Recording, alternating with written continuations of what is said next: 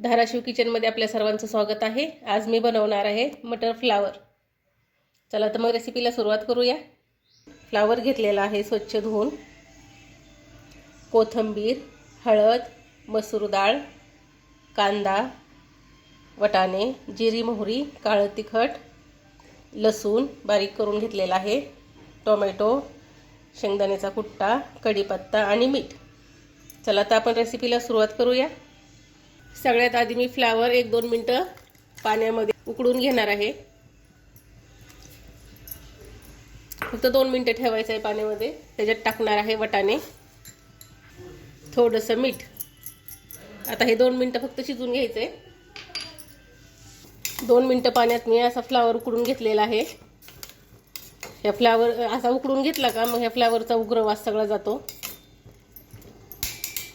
फक्त 2 मिनिटं उकळून घ्यायचे। गॅस बंद केलेला आहे। 2 पळी कढईमध्ये तेल टाकणार आहे। तेल गरम झाले की टाकणार आहे जिरी मोहरी,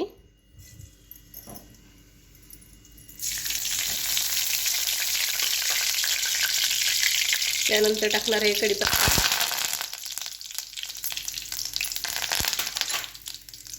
बारीक केलेला लसूण,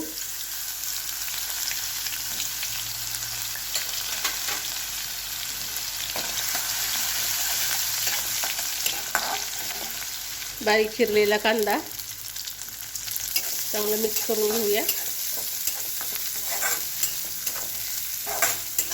त्यानंतर टाकणार आहे टोमॅटो, हळद, सर्व साहित्य चांगलं परतून घ्यायचे।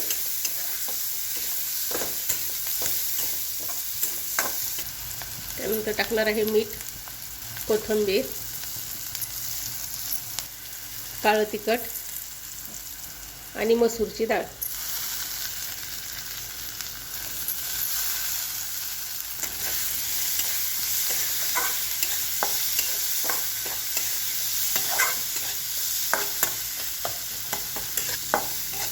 सर्व साहित्य चांगलं आपलं परतून झालेलं आहे। मसूरची डाळ पण त्याच्यातच टाकलेली आहे। आता टाकणार आहे शिजवलेला फ्लावर। जास्त शिजवायचं नाही आहे फ्लावर।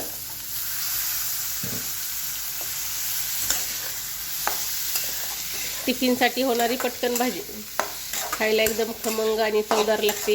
एकदा नक्की करून पहा। सगळ्यात शेवटी टाकणार आहे शेंगदाण्याचा कुट्टा, थोडंसं नॉर्मल पाणी टाकणार आहे, अर्धी वाटी।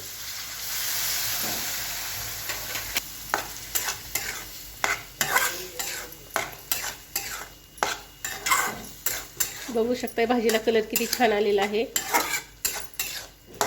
आता फक्त 2 मिनिटं मी ठेवणार आहे झाकून, कारण आपण वाटाणे आणि फ्लावर थोडासा नॉर्मल शिजवून घेतला होता आणि मसूरची डाळ तर लगेच शिजते।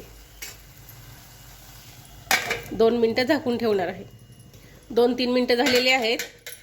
आपण बघू आपली भाजी झाली का।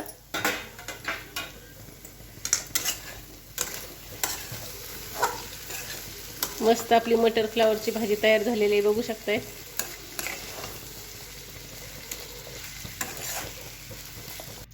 तयार झालेली आहे आपली खमंग चटपटीत अशी मटर फ्लावरची भाजी।